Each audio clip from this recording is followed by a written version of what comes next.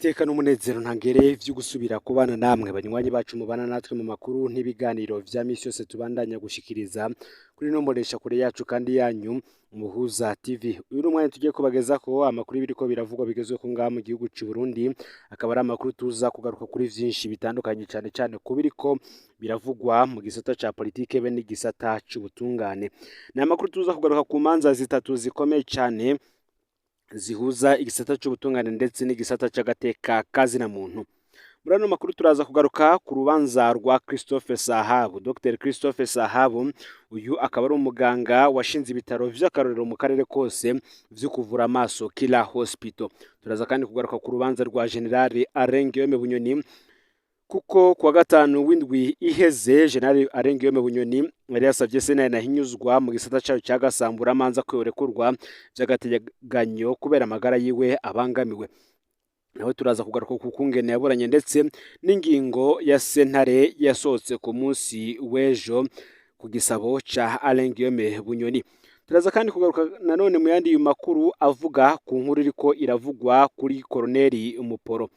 Ikibazo ca Colonel Leonidas Atungimana batazira Muporo sigishasha kuri benshi kuko ko benshi muri mwe murazi ko kuva muri Nyakanga umwaka w'ibihumbi 2015 yaciriwe urubanza ku vyaha yagirijwe. Murazi ko kandi yaciye mu ibohero rikuru rya Gitega, none kuri ubu akaba ageze mu ibohero rikuru rya Mpimba. Mu mwaka uheze mu kwezi kwa Gitugutu Muporo yarasohowe mu Mpimba acajanwa mu gasho ku biro bikuru vy'iperereza Bujumbura. Amashirahamwe arana agateka kazina muntu yaratabaje, hanyuma muri Munyonyo uwo mwaka barajana n'umuryango wiwe kuraba aho Muporo apfungiye mu iperereza. Ico gihe umuryango we warahumurijwe.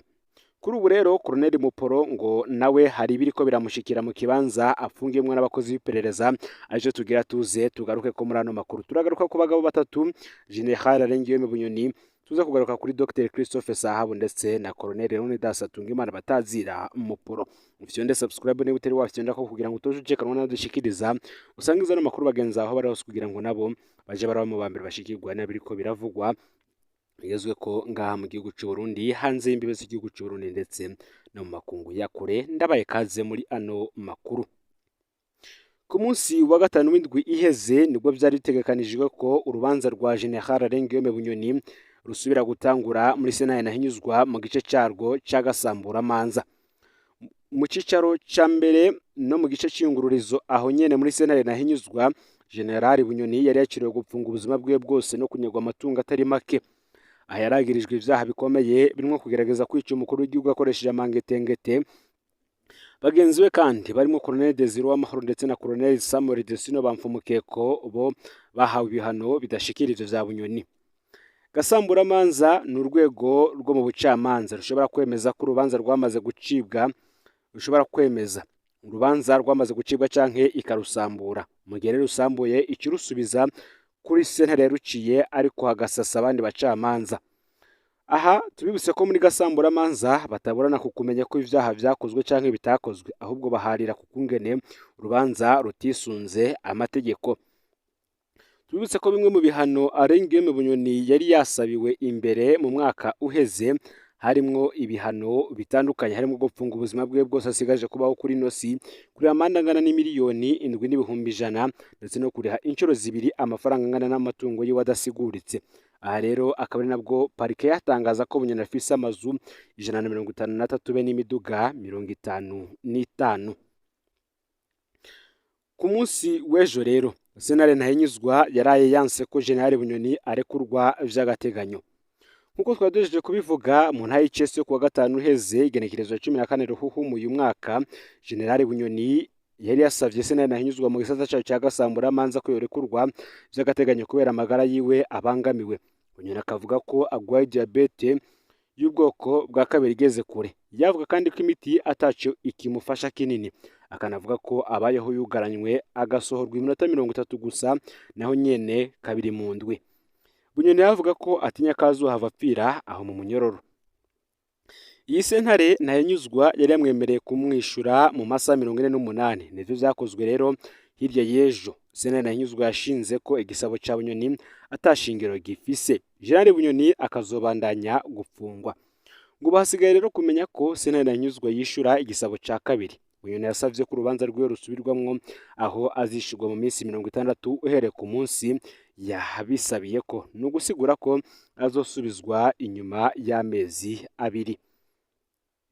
Nako kandi habaye urubanza rwa muganga Christophe Sahabu narwo rwabaye kuwa gatanu uheze igenekerezo ya 14 Ruhuhuma uyu mwaka w'ibihumbi 2025. Ni urubanza rw'akabaramaza. Benshi mu bakurikirana ivy'amategeko ndetse n'abaharanira agateka kazina muntu bavuga ko ubundi urubanza rurimwo abategetsi benshi barwinyegejemwo bashaka kunyaga Christophe Sahabu amatungo yiwe. Kuri uwo munsi rero muganga Christophe Sahabu yaciriwe gupfungwa imyaka 20 no kunyagwa amatungo yiwe yose. Kuwa gatanu uheze igenekerezo ya 14 Ruhuhuma uyu mwaka sentare nkuru ya Muha yaraciye urubanza rwa muganga Christophe Sahabu agira kwiza imyaka 3 mu munyororo w'akarenganyo. Sentare yamushizeko icaha yise faux et usage de faux, gukoresha impapuro z'ububeshi. Ikimanisha ibi bikurikira: igihano ca mbere ni umunyororo w'imyaka 20, mu gihe icaha gisanzwe gihanishwa umunyororo w'imyaka 5. Sentare yaciye imushirako ico caha inshuro 4 kugira ngo imushireko umunyororo w'imyaka 20. Ica kabiri ni hadabu y'imiliyoni 7 z'amarundi. Ica gatatu ni indishi Dr Christophe Sahabu ategerezwa kuriha, harimwo indishi ya mbere ingana n'imiliyoni 178 z'amayero. Indishi ya kabiri ikaba ari y'amadolari y'abanyamerika 8,600. Ikindi kandi indi ngingo yavuze ni ugufatira amatungo yiwe yose ari mu Burundi. Bamwe bati kuzana imitahe mu Burundi bisa no kwishira umugozi mw'izosi. Uyu muganga Christophe Sahabu tuvuga yarangirije amashuri yiwe yo kuvura amaso mu gihugu c'Ubusuwisi, araheza agaruka gukorera mu gihugu ciwe. Mu nyuma yarondeye abo bafatanya bo mu Busuwisi, arondera abaganga b'abarundi, anatahuza amwe mu mashirahamwe ya leta maze batanguza ibitaro vy'akarorero mu karere bavyita Kira Hospital. Igihe Perezida Nkurunziza yugurura ivyo bitaro muri Ntwarante umwaka w'ibihumbi 2015 yarakeje rwose bidasanzwe muganga Christophe Sahabu ku karorero keza yatanze. Ni ibitaro vyarateye imbere pe, abagwayi bo mu karere barabihurumbira, bitangura kwinjiza amafaranga menshi mvamakungu. Mu mwaka w'ibihumbi 2022 abatwara Burundi bumvise ko ibitaro vyari bigiye kuronka amamiliyoni menshi y'amadolari avuye hanze, banikanga ko yamaze gushika. Ivyago vya muganga Christophe Sahabu vyari bitanguye. Muganga Sahabu yagize imana igihe iperereza ryaza kumunyuruza ku igenekerezo ya 30 Ntwarante umwaka w'ibihumbi 2022 yasanze ari kumwe n'umuzungu. Ngo ubundi hariho umugambi wo kumunyuruza burundu nk'uko bimaze gukorerwa abagwizatunga batari bake nka Honorable Oscar Ntasano muri Ndamukiza umwaka w'ibihumbi 2017, Evariste Nyandwi batazira amatwi muri Kigarama mu mwaka w'ibihumbi 2016. Tutibagiye kandi iganagurwa ry'umuvunjayi rurangiranwa Jackson Simbananiye batazira Kirahwata muri Rusama umwaka w'ibihumbi 2020. Muganga Christophe Sahabu rero ntiyabaye acicwa. Igikorwa gihambaye cabaye ico kumurementanya ivyaha bomushirako kugira ngo bamunyage Kira Hospital. Vyatwaye imyaka irenga 2 kugira ngo baronke izo bapfundikanya. Aho nitwibagiye iterabwoba ryakorewe umushingwamanza wiwe Maître Sandra Ndayizeye kugeza naho abanza gupfungwa hanyuma agategekwa guheba kumuburanira. Bamwe bati urusu rubanza akanaka maramaza. Biraboneka ko ari mu ntumbero yo kunyagura ukomba amazi amatungo ya muganga Christophe Sahabu. Ikibabaje kurusha kandi n'ingene na vya bitaro vyateye bisubira inyuma kuva muganga Christophe Sahabu afashwe agapfungwa. Muganga Christophe Sahabu asigaye ko yunguruza urubanza yaciriwe, ngariko naho nyene gutegekane wa wundi amatwa dusumira nyuma y'amagorwa ya muganga Christophe Sahabu, kandi ngo arabakomeye cyane bo hejuru cyane, mbere batatinye kwiyerekana mu bihe bimwe bimwe. None twiteze gutera imbere gute mu gihugu gikora ibintu nk'ibi? Atabutungane nta terambere rishoboka. Benshi bati ni bande koko bazuzana imitahe y'ukuri mu gihugu c'amafaranga yabo n'ubuzima bwabo budakingiwe? Ni ikibazo cibazwa n'abantu benshi cyane cyane abafise amashirahamwe aharanira agateka kazina muntu, babona ko ibi Christophe Sahabu yakorewe ari akarenganyo katagira izina. Nako kandi hari ubutumwa bwagenewe umukuru wa CNUDH aho batabariza Koloneli Muporo.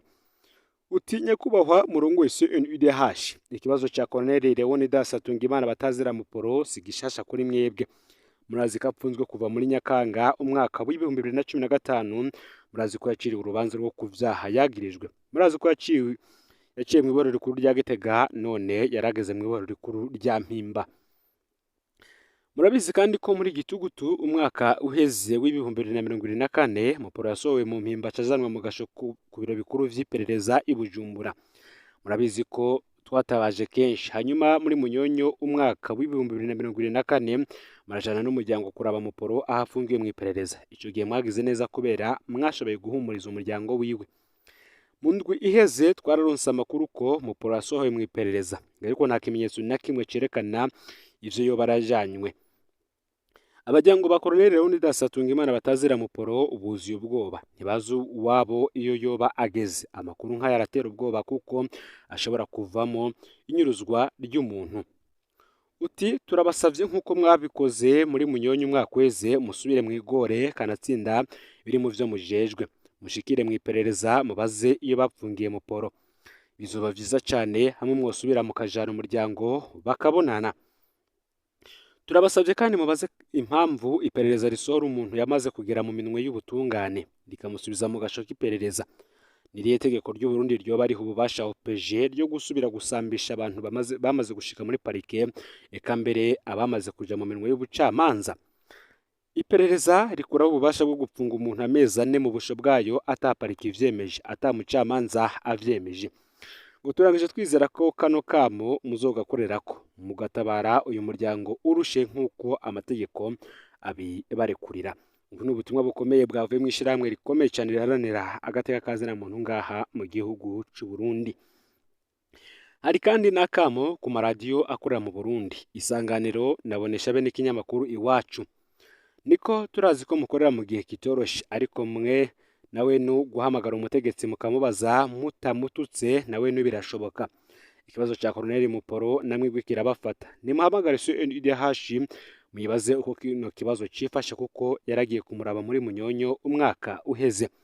Nimubaze Petero Nkurikiye aho aravuga ko ibibazo vy'abapfungiye mu iperereza, mumubaza ikibazo ca Colonel Muporo impamvu yakuwe mu Mpimba akajanwa mu iperereza kandi yaramaze gucibwa urubanza. Iyo bakuye ububasha bwo kumupfunga amezane mu gasho k'iperereza, impamvu umuryango wiwe utarekuriwe kumugendera hamwe n'ikibanza arimwo muri kino gihe. Namwe bwe atacu mukoze ngo muzoba mubaye complice bicaha gikomeye kiriko kirakorerwa umunyagihugu kandi mubizi. Ibi ni ivyanditswe na Pacifique Ninahazwe aharanira agateka kazina muntu, asaba benshi ko bogira uruhara bakarondera amakuru yaho Colonel Leonidas Hatungimana batazira Muporo yoba ari muri aka kanya abajanywe n'abakozi biperereza. Aya rero niyo makuru yaragizwe ko muri kano kanya. Ufite nde subscribe canke sabone ni gutere wafyinda ko kugira ngo utoje ucikana nadushikiriza usangiza n'amakuru bagenzi aho bari hose kugira ngo nabo baje baraba mu bambere bashikirwa n'abiriko biravugwa yoba muri politike, agateka kazina muntu, imigenderanire n'andi makungu ndetse n'ibindi byinshi bitandukanye. N'umuhuza TV rero Imana ibahezagire.